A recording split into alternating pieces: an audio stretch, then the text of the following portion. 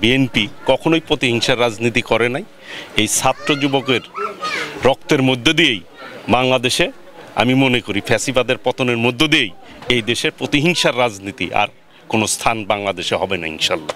সারা জীবন শহীদ পলাশের পরিবারের পাশে আমরা দল হিসেবে থাকব এবং জনাব তারেক রহমান এই পরিবারের এই শিশুর সারা জীবনের ব্যয়ভার পড়াশোনা সব কিছুর দায়িত্ব নিয়েছেন এই বার্তা দেওয়ার জন্য। আমরা কোনো বিদ্বেষ প্রতিহিংসামূলক রাজনীতিতে বিশ্বাস করি না। শহীদ পলাশের মেয়ে, তার স্ত্রী এবং শহীদ পলাশের মায়ের সাথে দেখা করতে এসেছি।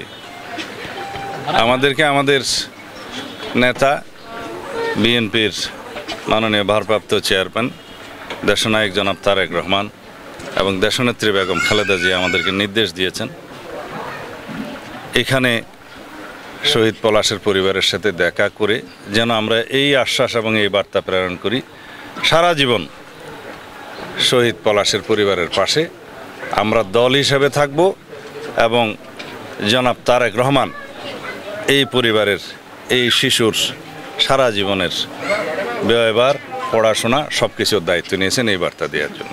সুস্বাদু বাদাম, তিল আর স্বাস্থ্যকর গ্লুকোজ সব মিলিয়ে প্রাণ পিনাট বার। স্মার্ট কিছু খাও।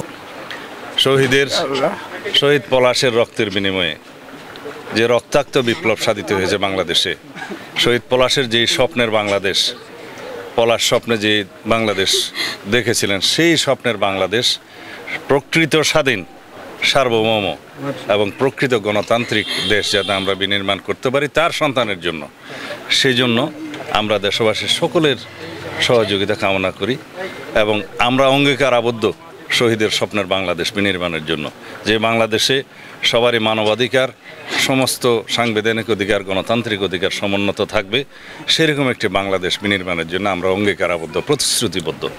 সুতরাং আমরা সেই অঙ্গীকারকে সামনে নিয়ে ইনশাআল্লাহ ভবিষ্যতে সেই স্বপ্নের বাংলাদেশ গড়ার জন্য এগিয়ে যাব।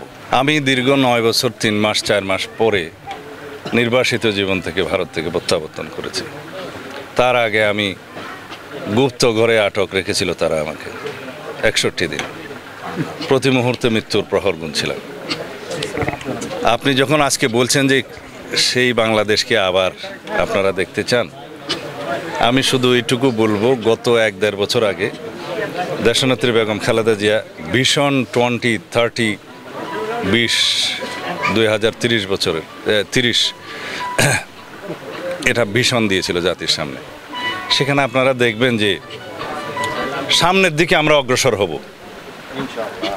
আমরা কোনো বিদ্বেষ প্রতিহিংসামূলক রাজনীতিতে বিশ্বাস করি না।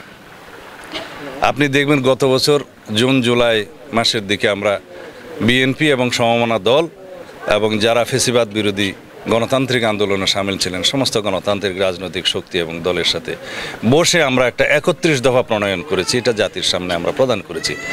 তার 1 নম্বর দফা হলো বাংলাদেশ যাতে প্রকৃতভাবে একটি স্বাধীন, সার্বভৌম এবং গণতান্ত্রিক রাষ্ট্র হিসেবে গড়ে তুলতে পারি। আমরা সেই জন্য প্রয়োজনীয় সংবিধানের এবং রাষ্ট্র কাঠামোর গণতান্ত্রিক সংস্কারের মধ্য দিয়ে এমন একটি রাষ্ট্র বিনির্মাণ করব যেই রাষ্ট্রে কোনোদিন আর ফ্যাসিবাদের উৎপত্তি হবে না, স্বৈরাচারের কোনোদিন জন্ম হতে পারবে না। প্রকৃতপক্ষে সংসদই হবে জনগণের সমস্ত কর্মকাণ্ডের মূলবিন্দু।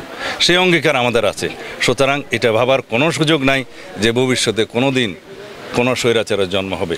সাংবিধানিক সংস্কার, গণতান্ত্রিক সংস্কার, রাষ্ট্র কাঠামোর সেরকম গণতান্ত্রিক সংস্কারের মধ্য দিয়ে প্রকৃত একটি বাসযোগ্য গণতান্ত্রিক বাংলাদেশ প্রতিষ্ঠিত হবে ইনশাআল্লাহ। এটা আমাদের অঙ্গীকার, প্রতিশ্রুতি, আমাদের ম্যানিফেস্টো এবং আমাদেরকে সেই লক্ষ্য নিয়ে এগিয়ে যেতে হবে। বিএনপি কখনোই প্রতিহিংসার রাজনীতি করে নাই।